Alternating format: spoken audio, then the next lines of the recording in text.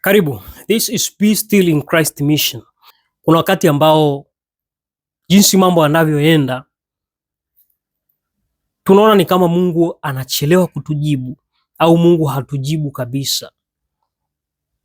Hili ni swala ambalo kwa kweli linakuwa linaumiza na linatatiza sana, hasa pale ambapo unakuwa na changamoto kama hii. Lakini jambo kubwa na jambo la msingi la kujifunza ni kwamba Mungu hajawahi kunyamaza wala Mungu hajawahi kutuacha.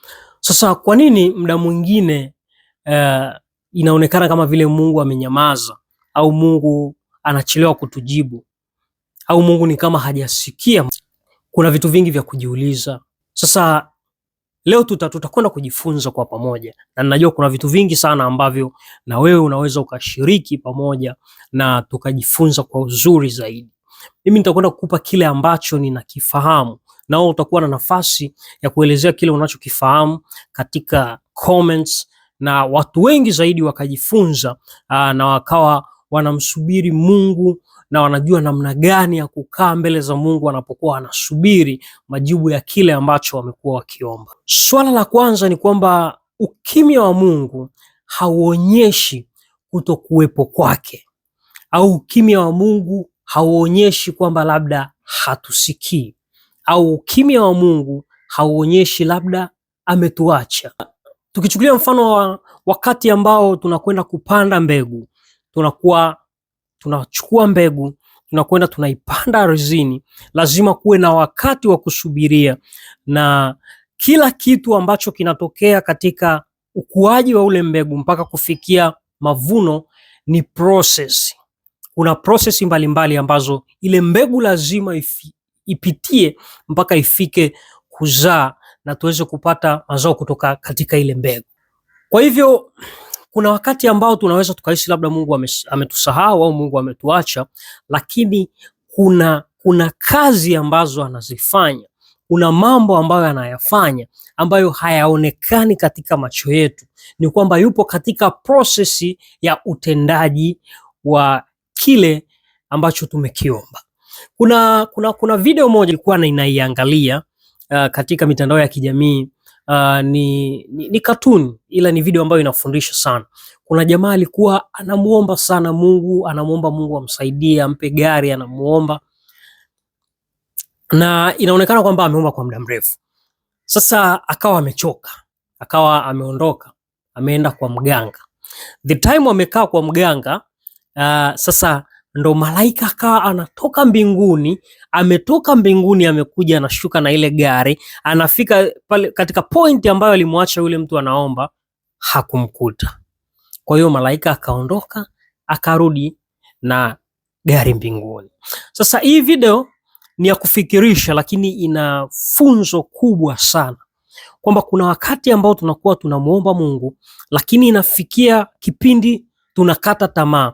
Wakati tunakata tamaa, hatujui kwamba ni maombi yetu yalikuwa yamefikia process gani ya kujibiwa. Wakati ambao tuna step out kutoka katika kutegemea kile ambacho tulikuwa tunakiomba, huenda ndio wakati ambao majibu yetu yalikuwa yanakuja.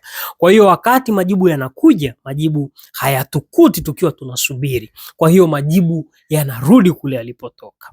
Kwa hiyo kuna jambo la kujifunza kwamba nyuma ya kile ambacho tunakisubiri kuna process ambayo inaendelea, ambayo tunaweza tukawa hatuioni kwa macho ya damu na nyama, lakini ukiwa rohoni vizuri unaweza kujua kwamba majibu yangu ya karibu.